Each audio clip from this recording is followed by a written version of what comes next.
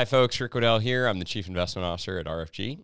Thought we'd come to you today with a little bit of an update on the debt ceiling. So now for those of you who are not aware, there is a piece of legislation which basically is called the debt ceiling, or colloquially referred to as the debt ceiling, which puts a cap on the maximum amount that the U.S. government is allowed to borrow. And in order for that cap to be lifted, it has to be lifted by Congress. So every couple of years, you wind up with a situation where, since the government almost always runs in deficit spending, you wind up with a situation where the government needs to borrow more money than the debt ceiling in order to keep themselves going.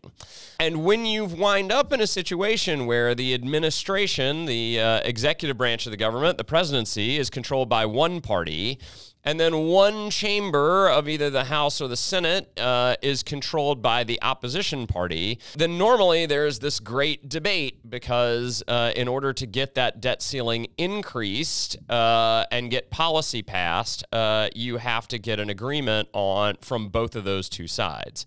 And we are currently facing that. The government is scheduled to run out of money. It's a loose deadline, but the Treasury is indicating that we could run out of money as soon as June 1st. That creates this standoff between the Democrats, who obviously don't want to see the government shut down, but don't want to reach a compromise with the Republicans, and the Republicans that, would prefer to get some type of legislation, some type of conservative proposal out there in terms of before they would reach compromise with the Democrats on lifting that debt ceiling. So this is obviously making a lot of headlines right now with Yellen, the Treasury Secretary, saying that the government could run out of money as soon as June 1st and, urging Congress to pass some type of debt relief measure, or basically increase the debt ceiling so that the government can borrow more money.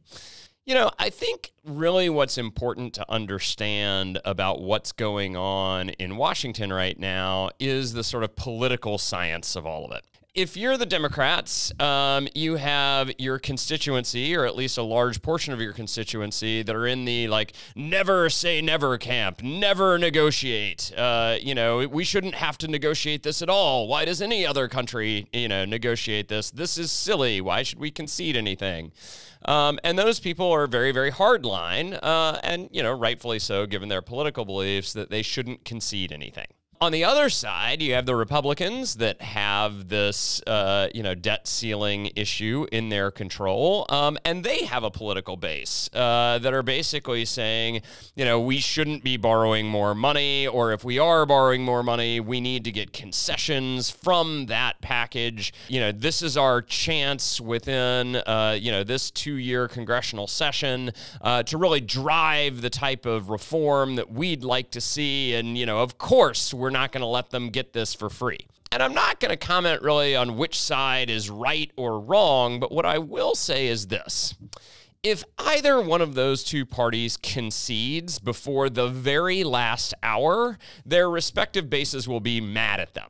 Right? If the Republicans gave in today and just said, hey, yep, you know what, you're right, we don't want to let the government default, everyone in their political base would then come to them and be like, why did you give up? It's, we're sitting here, it's early to mid-May, we've still got another couple of weeks. Seems to me like you caved in long before the deadline was actually present. And the Democrats face the same thing on the other side. So I think it's highly doubtful that you are going to get any type of compromise solution before things get really, really, really close down to the wire, because otherwise you're going to have a base on either side that's angry with their agents for what they did when they, quote, didn't have to. So you're going to have to get right down to that deadline before we actually see anything develop.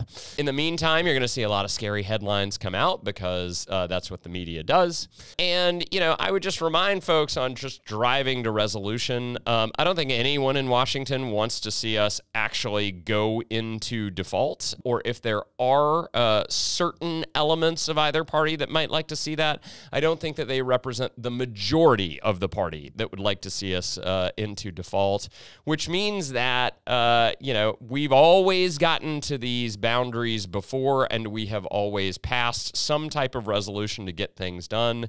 And it doesn't take more than a few defectors at the 11th hour to be able to get something passed. That's not a promise that we'll get something passed this time, but I would just say that the way the political dynamics lay out, it seems odds are you're not going to get a compromise solution until the 11th hour.